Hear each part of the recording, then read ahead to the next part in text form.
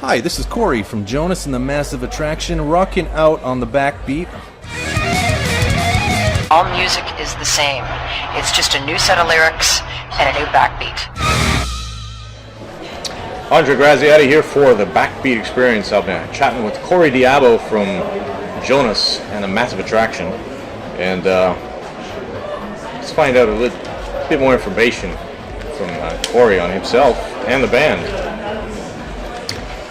So, you've known Jonas for over 15 years now? I think we're on year 16 now. How did you guys meet? We met in Montreal at a jam night, Monday night jam night on Bishop Street in Montreal. Oh, which place? It was Deja Vu. Okay. And it was like just a place where all the musicians gathered. It was like kind of like it was like a blues, classic rock kind of vibe going on in there, and it's just like it was a good Montreal pub that everybody used to attend. And on Monday nights there'd be like all the musicians would hang. So it was an open jam. Open jam, yeah.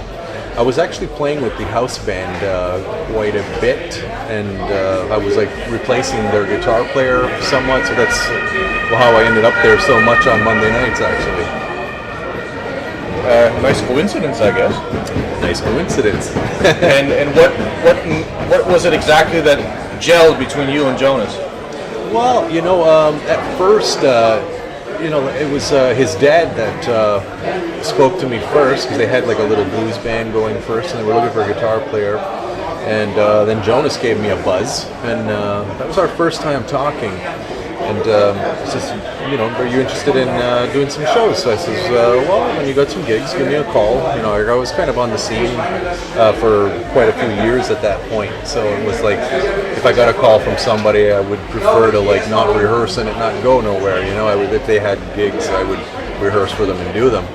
So when we had a quick rehearsal and did a show actually at Deja Vu as an acoustic ensemble, right? And we knew right away there was a chemistry there, and we were playing like continuously after that, and the bond just continued to grow, and it just became like at the point where we were writing songs, it was just like, wow, it's like this is working pretty well. This is working, yeah. So think back now. What was your first guitar, and do you still own it? First guitar officially was a Fender Stratocaster. Oh, not a bad choice. Yeah, and it came to me. I got to thank my older brothers, Dwayne and Keith, for guiding me and helping me get lined up with good guitars and good music. Our uncle had passed away, unfortunately, and his son inherited this Stratocaster guitar. You want to pause? I would say.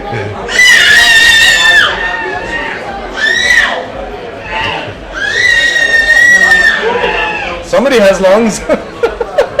He'll be a good rock singer someday. He may just well be.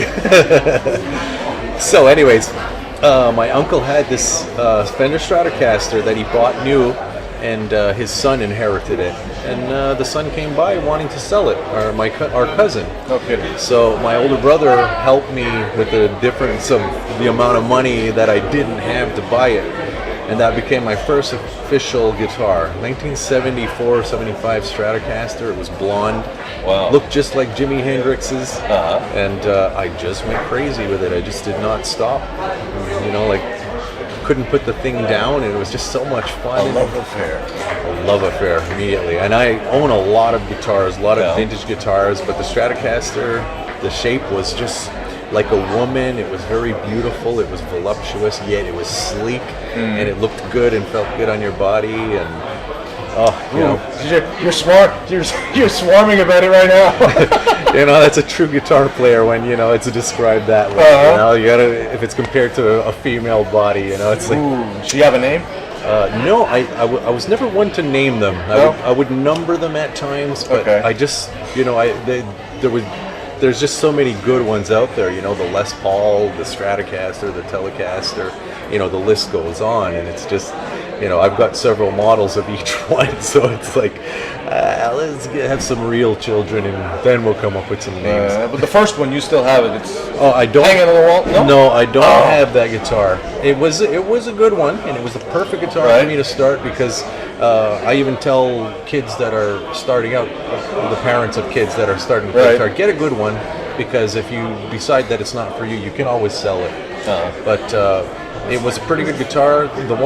The next Stratocaster that I got that I regretted selling was my first pre-CVS Stratocaster. It was a 1961.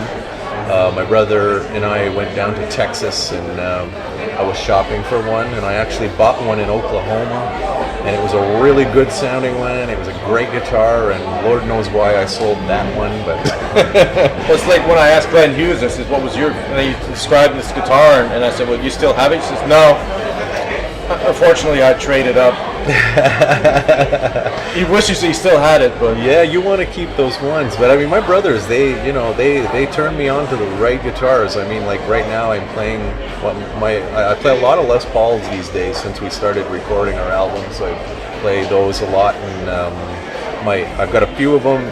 But my favorite stage one is a 57 Gold Top historic reissue. And it goes right back to my older brother Keith coming home with an original 57 Gold Top Les Paul that he just bought for $275 from the local pizza guy.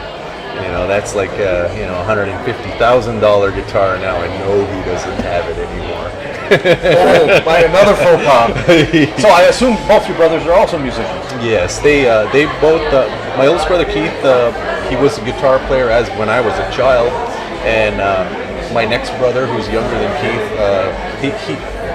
Dwayne and I both sort of learned guitar together, kind of. I got the guitar, and then we kind of shared it, and so.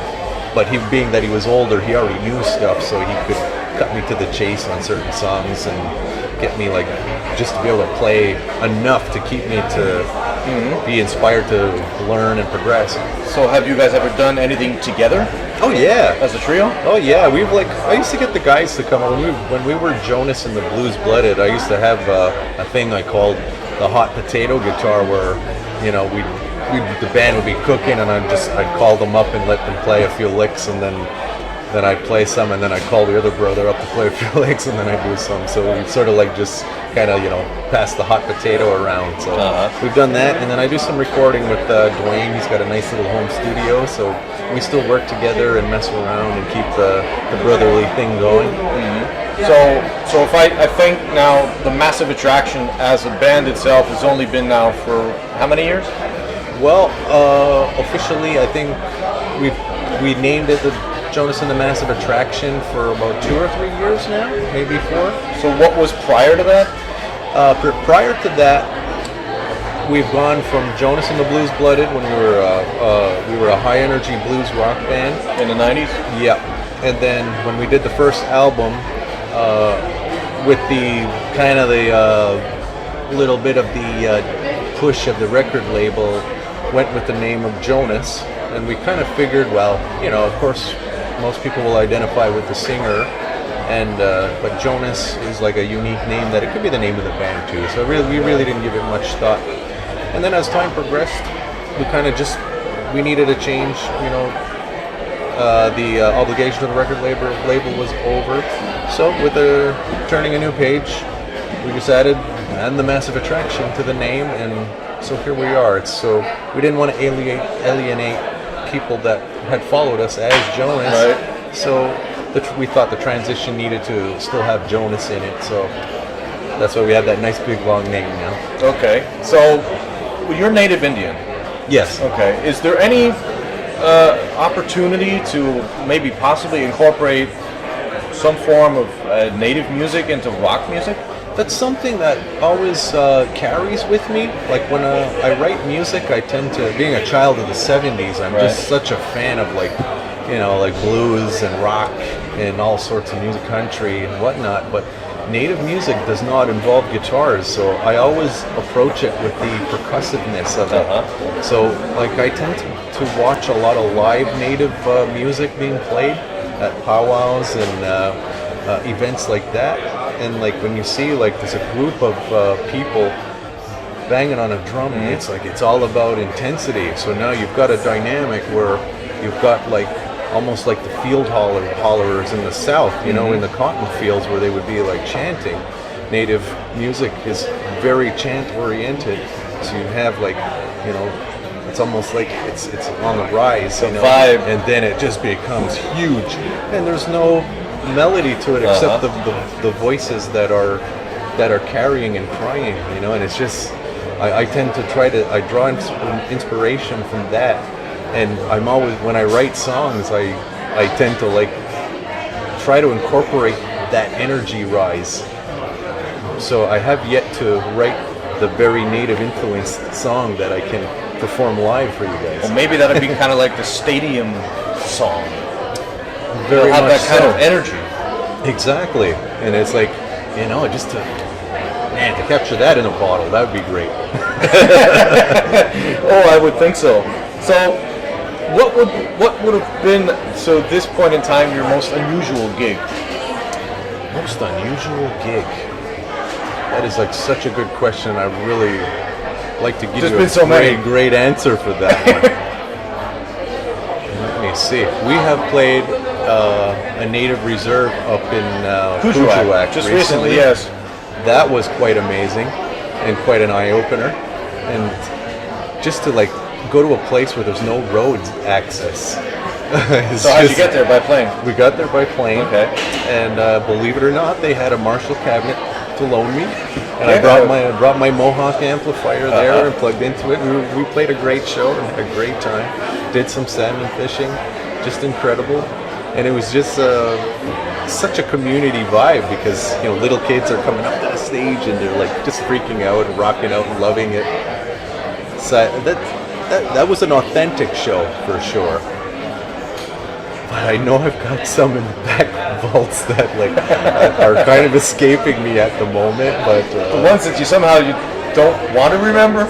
There are some, yeah. Yeah, well, we'll leave that in the annals of history. These are going to come up, unfortunately, on our revisit, I think. Well, who knows? You never know. Could you see yourself in an air guitar competition? I asked this question to several people, and I was curious what they're going to say. Oh, you know, it's like we all have a guilty pleasure of playing air guitar, and it's just like one of those things that you can do no wrong, right? Yep, absolutely. There's no wrong notes there. The guitar is the perfect weight. Your fingers do whatever you want, and there's no bum notes in air guitar. Yep. I don't know though. I think there's probably some pro air guitar players that would totally play circles around me. I think that's my take. That's your answer on that. Okay. Have you ever played what's the game with the Rockstar? Guitar Hero. Right. I played that and couldn't get your hand around it. Songs I knew. I was playing with a little kid and he was blowing my doors off. I was like, it's just not the same. It has nothing to do with reality. No, not at all. It's like you're playing on beats, and it's not like there's no soul in Guitar Hero. Unfortunately. So I know I spent time with you guys hanging, and you were working on some new material. When do you think the album might get done? We could get that done quite quickly once that ball begins to roll. We're looking at the beginning of next year. I don't always like to say an official date because... Approximate. That's fine. Let's say by spring. Okay. That would be my take on it. Just, you know, variables, adjustments, and people's schedules and whatnot. I would say we should have something early. And I had asked Jonas if you guys have a producer yet, and he said no. And then I thought back. I said, well, think back to Huey Lewis and the News. When they decided to do sports, their album, they produced it themselves. They did produce it themselves. So what about that direction? Well, you know what? Sometimes you need someone to really tell you your babies are not that pretty. Okay. That's always been our take on it. You know, once in a while, you know, you don't need an extra arm. You only need two. You know, it's that kind of thing. So like, I don't see us doing a self-production. Not yet. Not yet. I won't say never. No. But I'm quite intrigued that you informed me that Huey Lewis did produce that album themselves. Well, if I'm not mistaken. Yeah, because I have that album, and I remember listening to it at the time, and that was a huge album. It's like, wow. Well, I'm inspired to hear that. Well, go back and check to make sure I'm right. Well, Corey, thanks a lot. Thank you so much, Andre. It's been a pleasure hanging with you. Likewise. And, thanks for coming and being part of our crazy little life for a little while. Well, you know what? It's been truly an honor, and I have to say that I've been doing this for radio for like 17 years, and now it's taken me 17 years for someone to actually see what I do is not bad. Right on. Well, it is not bad. All right.